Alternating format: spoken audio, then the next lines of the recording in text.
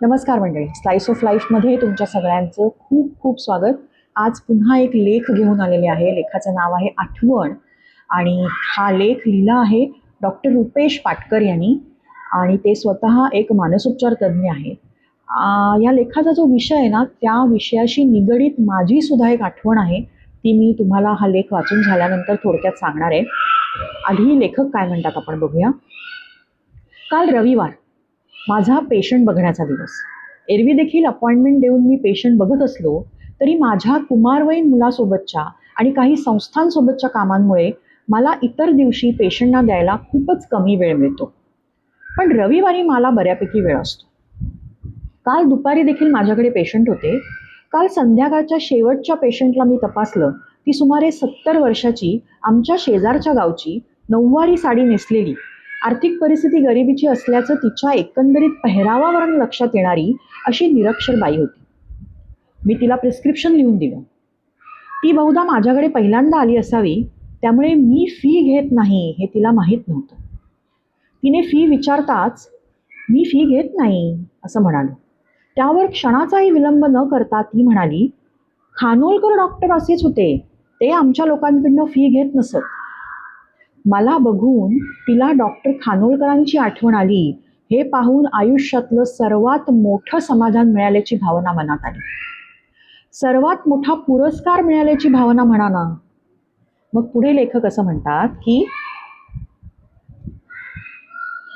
जी बांदा परिसरातली मंडळी आहेत आणि ज्यांना सुमारे 28 वर्षांपूर्वी दिवंगत झालेले डॉक्टर खानोलकर माहीत आहेत, त्यांना मला असं का वाटलं ते समजवायला कठीण जाणार नाही.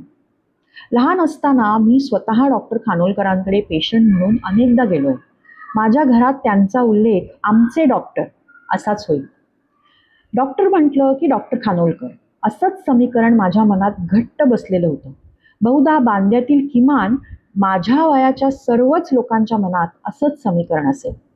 डॉक्टर खानोलकर हे 1942ला बांद्यात आले. तेव्हापासून ते मृत्यूच्या 1 वर्ष आधीपर्यंत म्हणजे 1996च्या डिसेंबरपर्यंत ते आमच्याच गावात प्रॅक्टिस करत होते. शेवटच्या वर्षात स्ट्रोकमुळे अंथरुणाला खिळल्यामुळे ते पेशंट तपासू शकले नाही. अक्षरशः रुग्णसेवा हे ध्येयच मनाशी बाळगून त्यांनी आयुष्यभर प्रॅक्टिस केली. आयुष्यभर खादीचा शॉर्ट आणि इन केलेला खादीचा शर्ट याच पेहरावात ते वावरले. नेहमी हसतमुख चेहरा. रुग्णाला आश्वस्त करणं म्हणजे काय त्याचं मूर्तिमंत उदाहरण म्हणजे डॉक्टर खानोलकर.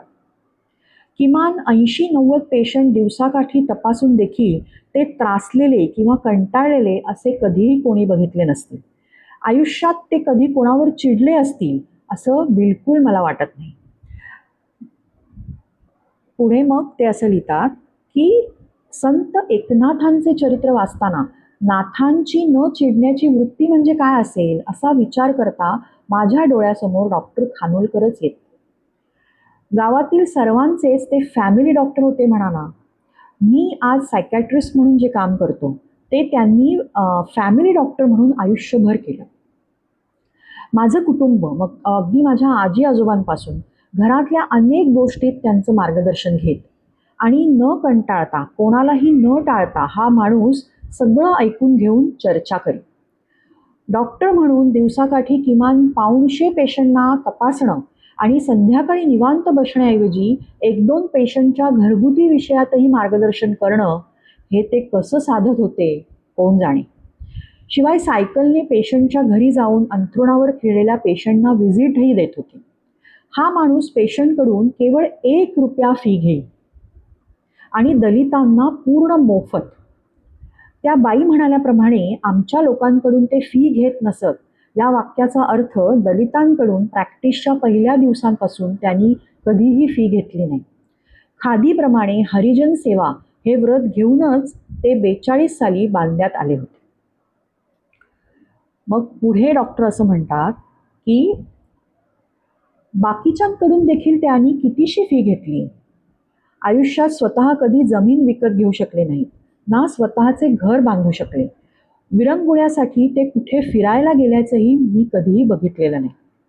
पण त्यांच्या जाण्यानंतर आज 28 वर्षांनी त्यांची आठवण जर एका निरक्षर बाईला उत्स्फूर्तपणे येत असेल आणि त्यांच्या बाबतचा कृतज्ञ भाव तिच्या डोळ्यात दिसत असेल, तर त्यापेक्षा मोठं कर्तृत्व ते काय. आज आपल्या आजूबाजूला डॉक्टर खानोलकरांसारखी करुणामय माणसं दुर्मिळ झाली आहेत. सकाळपासून संध्याकाळपर्यंत बदमाशांचीच होर्डिंग नजरेसमोर येत असतात. त्याचा परिणाम माणसाच्या चांगुलपणावरचा आमचा विश्वास उडण्यात होतोय. तुम्ही कोणाशीही बोला, आजकाल चांगलं राहून चालत नाही हो, असा सल्ला देणारी माणसं तुम्हाला मिळतील. स्वतः पलीकडे जाऊन गांजलेल्यांना मदत करण्याचा सोडाच, पण स्वतः पलीकडे जाऊन गांजलेल्यांना मदत करा असं गप्पांमध्ये सुद्धा हल्ली लोक बोलत नाहीत. अशा पराकोटीच्या आत्मकेंद्रित काळात जेव्हा डॉक्टर खानोलकरांसारख्यांची आठवण निघते, तेव्हा ते स्मरण माझ्यासारख्यांच्या मनासाठी गंगाजळीने आंघोळ केल्यासारखंच आहे. डॉक्टर खानोलकरांची एक आठवण इथे रुपेश पाटकरांनी आपल्यापर्यंत आणलेली आहे त्यांच्या लेखणीतनं. आणि ते जे म्हणतायत ना, त्यातले बरेचसे मुद्दे मला पटले, म्हणूनच हा लेख वाचला. सगळ्यात महत्त्वाचं म्हणजे अशी प्रॅक्टिस करणारे डॉक्टर आता खरोखरच मिळणं कठीण आहे. तो काळच वेगळा होता.